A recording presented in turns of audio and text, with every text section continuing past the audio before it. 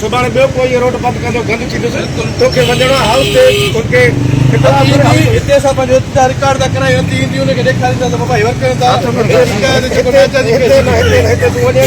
तूं peoples party जा तूं उते वञ हाउस ते बिल्कुलु पीपल्स पार्टी जा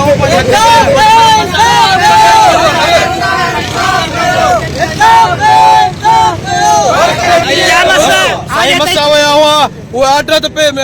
बदकिस्मती सां उहे खपाया विया हुआ उहे पंहिंजे पसंदीदा जेका खपाया हुआ त ठीकु आहे उन खां पोइ रुगो पसंदीदा माण्हुनि खे ॾिना विया हुआ पार्टी जे वर्करनि खे न ॾिना विया हुआ हाणे असां अॻिले जुमे ते बि एहतिजाज कयोसीं हिन महिल असांजी मान वारी भेण अदी आसफा भुट्टो ज़रदारी असांजे तक जी MNA अची चुकी आहे त असां हुनजे अॻियां पंहिंजो एहतिजाज रिकॉर्ड था करायूं त ख़ुदा रा अदी तव्हां ॾिसो हितां जी क़यादत जेको आहे हितां जी लोकल क़यादत जेको आहे हिते हिननि सां ज़ुल्म करे रही आहे वर्करनि जी का मालकी न करे रही आहे हितां जा बलदिया जा हिननि खे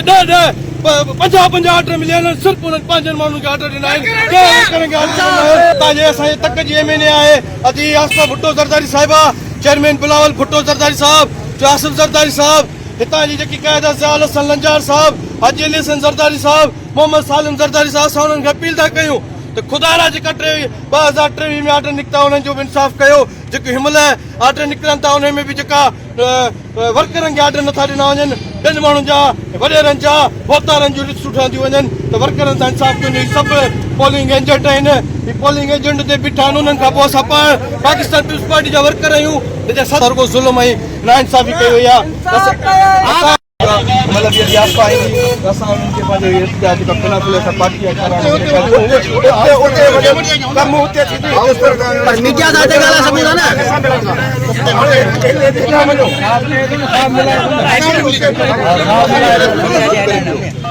केर बि न ॻाल्हाईंदो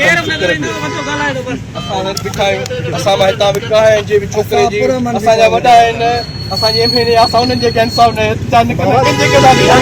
हाणे सियाणो माण्हू आहे होशियारु माण्हू आहे ॻाल्हि ॿुधायो तव्हां ॿ माण्हू उते तव्हां मां मिलाईंदो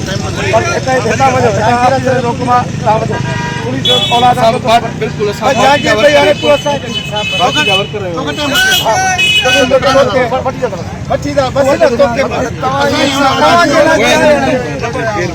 असांजी कमेटी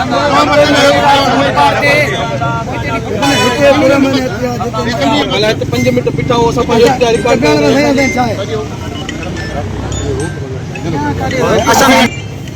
मीडिया पंहिंजो मोकल वठे मीडिया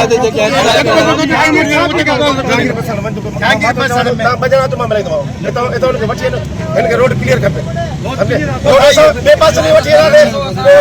ख़राब